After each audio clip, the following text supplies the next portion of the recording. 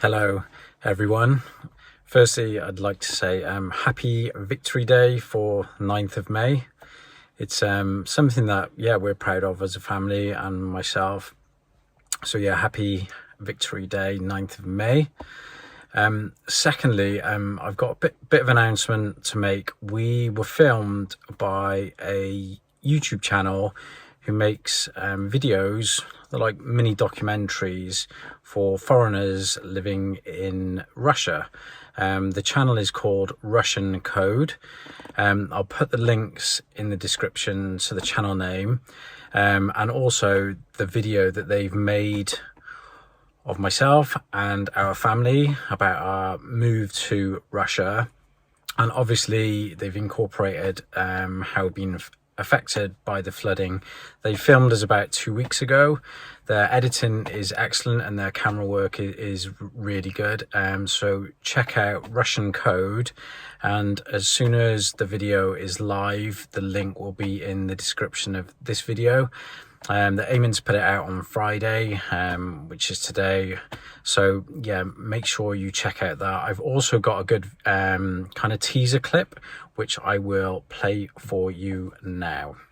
That's my street, you know, it's crazy. We found we were becoming more alienated because we were kind of a half Russian family. There was hints of Russophobia. Мы никогда не скрывали, что мы русские. Я всегда говорила, да, я из России. Я всегда этим гордилась. Russia's always the bad guy, but I was fascinated. So why is Russia such a bad country? There must be something good about this country. Русский народ не победить, да? When I come to Russia, I'm going to have a brick over my head because I'm English. Oi, oi, oi, oi. Everything just destroyed, like literally something out of a Hollywood disaster movie. We were so welcomed. The children immediately enjoyed it here. Великобритания в 2010 году, когда я туда переехала, она была немножко другой страной, чем она сейчас, к сожалению. The kind of agenda that's being pushed in the Western world at the moment, in terms of family values and things like that, is not going in the right direction. The whole Western world is affected by it, if you ask me. It's important for us to stick to family values, and I think Russia is the only fortress that has that now. I got baptized in the Russian Orthodox Church on the same day as my son was christened. We wanted to stay for the foreseeable future. We've created something here that I don't want to take away. I like here. So I hope you liked that little teaser trailer. Make sure you check out the full video. And just really I wanted to say a few updates regarding what we've been doing. Yes, I'm sat in my car at the moment. I've actually got the little one in the back. She's sleeping, so she might wake up part of the way through this video. Yuliya's actually just gone to get a few things done because life goes on. We're getting on with all our responsibilities. Like I've said before, we're putting family first. We're getting on with what we have to get on with. Yes, we've got 3 young children, so schooling, everything else that comes with having a young family, we're still doing. We're grateful. We've got a base now. We've got a lovely rented home in the country. I think Yuliya's applied for some kind of initial payments for first 3 months. We get a little bit of help with rented accommodation, somewhere to stay, so that's great help from the state. We've had one kind of initial payment of 20,000 rubles, which is about just short of £200 per person to kind of help us out.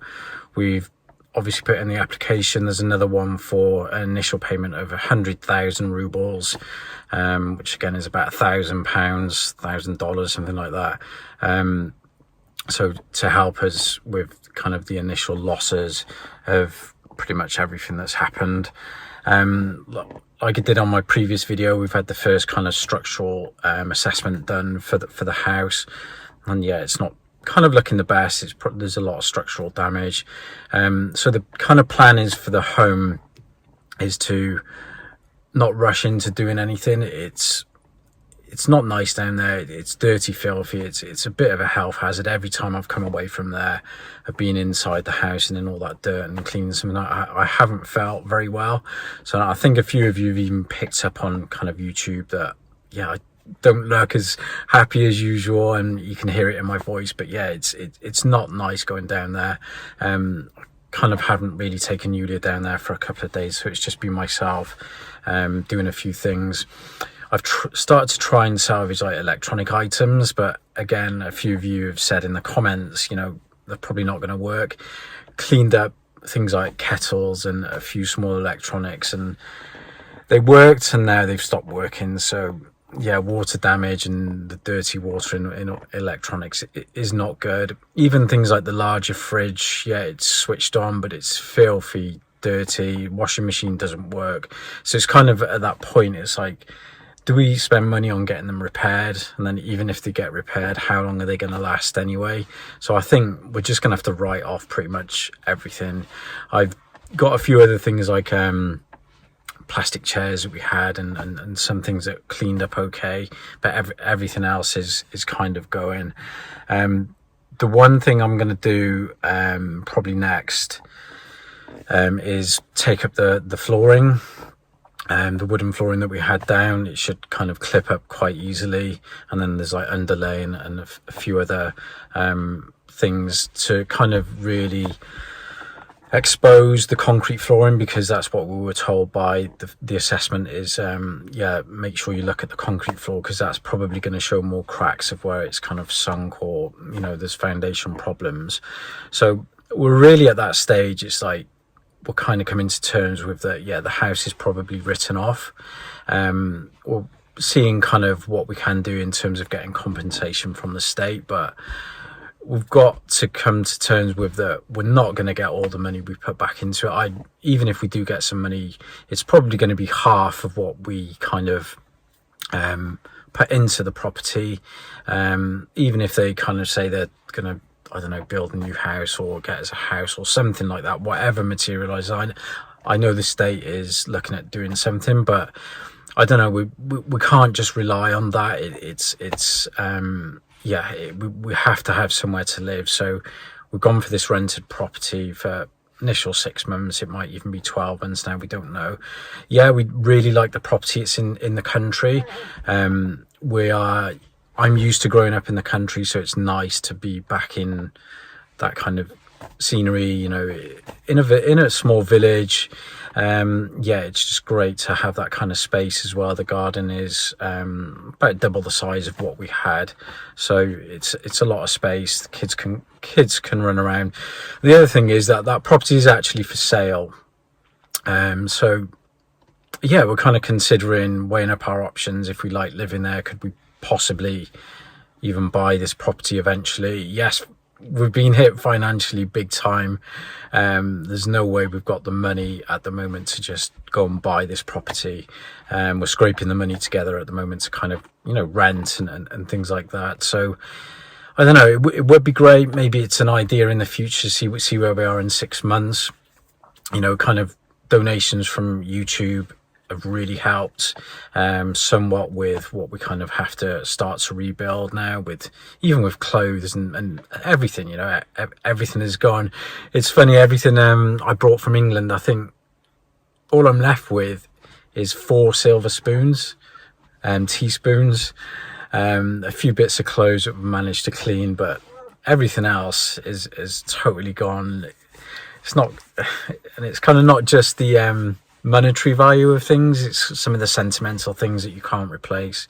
For example, we had a really nice wedding album, you know, that's been destroyed, and some little kind of you know, family heirlooms, stuff like that, you know, that you've kept, they've kind of all gone, disappeared. So yeah, from what we brought from England, it's all left with is my car and four teaspoons. So yeah, it's yeah, a bit hard to kind of say that, but yeah, we can kind of get all that back eventually. Well, not some of the sentimental stuff, but yeah, it's just, we're at that stage now. It's like we have done pretty much what we can do down the house. Yes, some of the stuff has still got to come out there, but we're really gonna try and ask for help for that, because I'm pretty much by myself. Yes, we've got extended family here, but they're now down their properties trying to salvage what they can and sort that. So it's kind of difficult for me to just do things by myself, especially dismantling a kitchen or something like that. So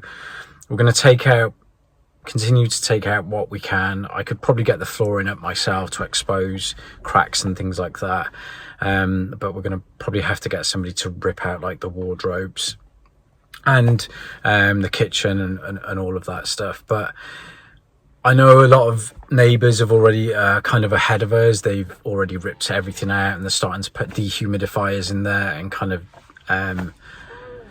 really dry the home. But every time I go in there, I'm like, I've got the feeling it's pointless. I believe the house needs to be knocked down. I wouldn't even want to try and salvage that house and live in it again myself. I think it's a big health hazard now, and I wouldn't like to try and get it to a repair stage and then try and sell it on or something like that.